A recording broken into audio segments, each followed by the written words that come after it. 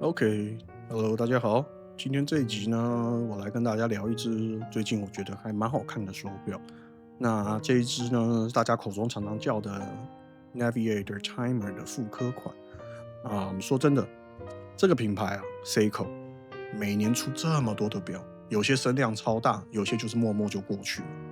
那我觉得这一只 SPB411就是那种默默的被人家划过去的款式，可是确实它很低调，它的设计非常的棒你们知道吗？它其实是向1968年的这个 Navigator Timer 做的致敬，那差不多1:1的复刻，38.5的表径，那有红色的 GMT 指针，灰色太阳纹的放射面盘，那有这个最经典的 Cushion Case 的鲍鱼壳，那你可能会第一眼看到就会觉得，这个怎么很像吉米你日前才介绍的那个太空系列的那个 Eugene Cranes 的手表，没错，那就是那种味道。但是它是在2023年才推出的限量款。好了，开始讲这个表的故事之前，我们照惯例自我介绍一下。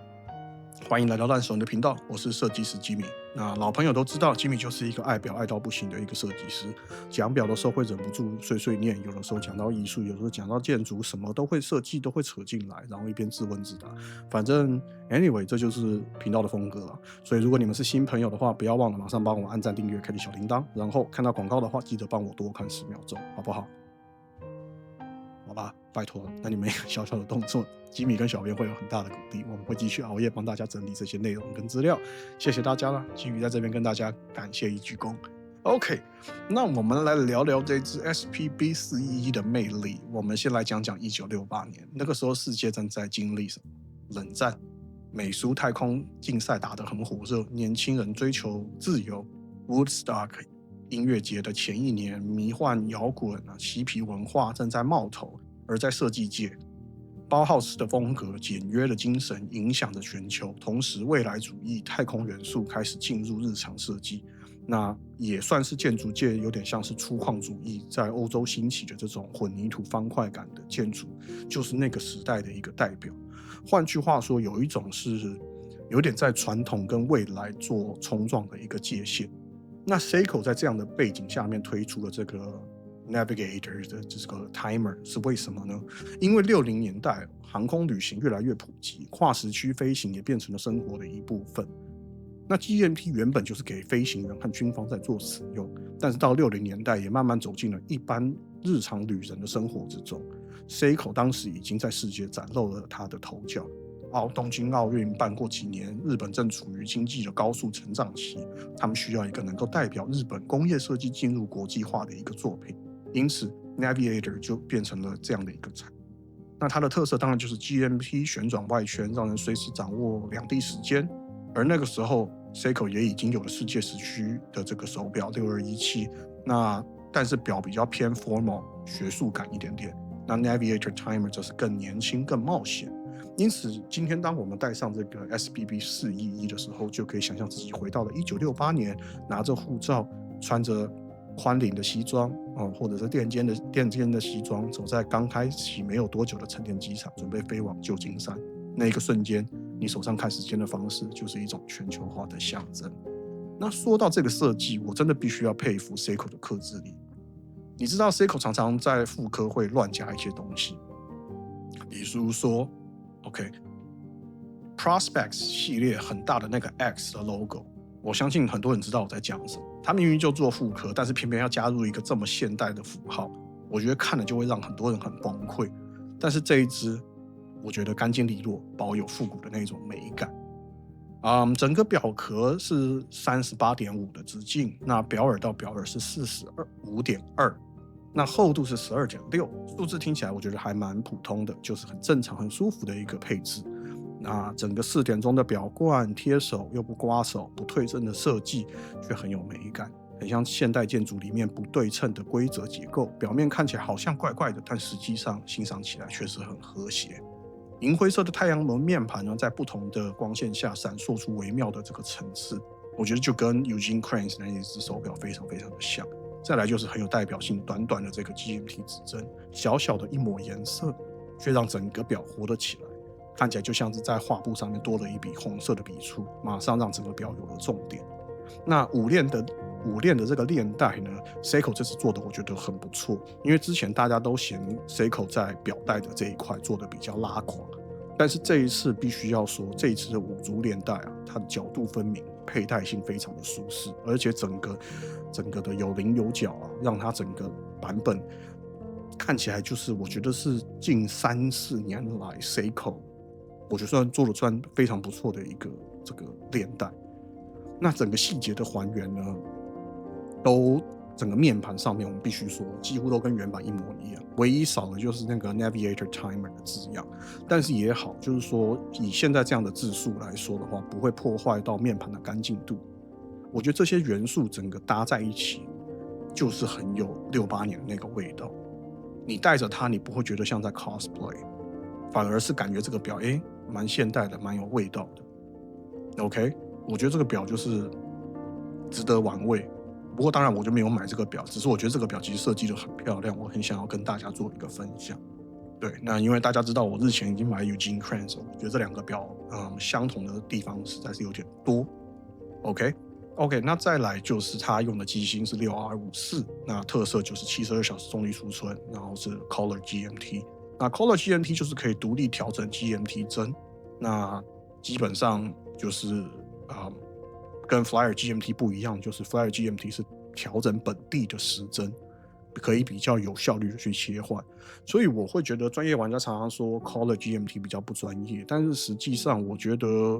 没有差别到这么大，就是多了一点点步骤去做调整时间而已，我觉得是还可以接受的。那 Seiko 的选择其实也是设计的纯度优先于功能。我想对于喜欢复古表款的玩家而言，我觉得大家应该会觉得蛮欣赏这样子的做法，因为就像是建筑师，他宁可保留原始的结构，也不会为了舒适去多加一堵不必要的墙。OK， 再来就是它整个构造的升级，原本的亚克力被蓝宝石水晶取代，整个耐刮耐用性大幅的提升。那有了100米的防水，日常生活完全够用。全钢雕刻的这个双向摩擦的这个表圈，比铝质圈是更耐看的，更耐刮。那这些小巧的升级，让 SPB411在日常的佩戴上，比原版还多了很多实用的性能。那并且它保有当初1968年的那个设计的味道。那这一只表的定价是美金1500美，这个价位放在 Seiko 里面其实算是中价位，甚至我觉得有点中偏高了。就是往往我们会认为 Seiko 大概定价就是3万以内的手表，不过这几年啦，我发现 Seiko 的表越来越贵。OK， 也算是很跟得上通货膨胀的一个品牌也算是每一次定价都发现在微幅调涨。那其实就是我觉得这个表唯一的小缺点就是它价格算贵，如果它的价格可以跟 Eugene Kranz 差不多这个定位的话，我觉得这个表会非常的红火。OK， 那我会觉得如果是比同类型的 GMT， 其实目前是没有什么可以比的，大概唯一能比的只有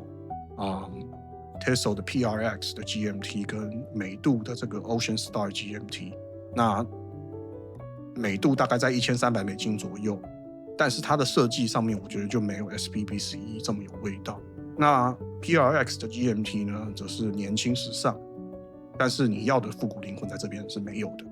那 SPB411 是一只限量4000只的表，所以对于收藏家来讲，它的价值上是非常加分的。就算它在未来没有立刻翻倍，但是等市场消化完这一些量，二级市场它的稳定度一定会比原价我觉得会来得更高。因为 Seiko 这几年做的限量的复刻，我觉得有一点多了，所以我觉得以目前4000只来讲还不算多。它其实像 Eugene Kranz 的那一些的话，都是1万只左右，那又出2个颜色，所以等于市场上就有2万只在跑。OK， 所以我们也不能保证说它是不是一定会涨。那当然，其实买表涨不涨价，这也不是我们买表的原因啦。OK， 那我觉得这个表虽然是 Color GMT， 但是它还是很适合喜欢旅行的玩家。你没有每天要去调这个 GMT， 所以你偶尔需要追踪一下时区。那我觉得它的使用的复杂度并不会比 Flyer GMT 差多少。再来一个，它是你是复古的爱好者，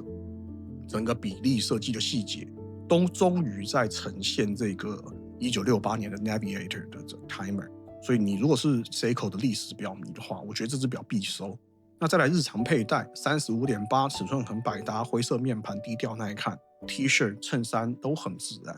我觉得收藏家可能会为了限量跟历史意义而去入手，而一般佩戴者则是会在它的美感跟舒适度上面被打动。OK， 那讲到这边，应该可以感觉到我对这只表也算是有一定的热情。虽然它不是很完美的表，就是它的夜光也比较弱，那它的表耳只有19，所以其实我觉得这个是我会考量的地方，因为它能不能变成一个让我玩表带的手表，它是19跟20，我觉得差别非常的大。OK， 然后它的扣具一样是没有微调，就是我一样是4-5万了，为什么还在做这件事情？Anyway， 就是我觉得复刻这件事情本来就很难，有些品牌会过度的去把表做的过度老化，有些则太拘泥于就是原本为了致敬原始的那个样子。可是我觉得411它刚好有忠于历史，但是它又没有牺牲掉日常的佩戴性。所以，如果你说我会不会去推荐的话，我当然是会推荐这个手表。就是说，如果你还没有看过 Eugene Kranz 或者是假面骑士我的那个介绍的话，如果你们真的有那个预算，其实这个表确实是一个不错的选择。那你真的想要把1968带到2025年，这只表也是一个很好的选择啊，因为毕竟它的限量更少，当然相对它的价格更高。这个表我觉得其实还蛮耐看的。尤其是我会不自觉的盯着这一只红色的指针看，我觉得真的是还蛮美的。OK， 好吧，那最后如果大家看到这边有兴趣的话，帮吉米按个订阅、按赞、开启小铃铛。如果看到广告，帮我多看10秒钟。那么照惯例，吉米一定要用一句话来收尾。不管是什么样的手表，总归一句话，它不能留住时间，但是可以让我们确定的事情就是每分每一秒的过去，我们都在创造属于我们的历史。那希望大家玩表要玩得健康，要玩得开心，代表可以让我们更珍惜身边的人事物。那对于时间，我们永远保持着正面庆祝的态度去活好每一刻。大家要快乐，好吗？我是烂熟人设计师吉米，我们下支影片再见，拜拜。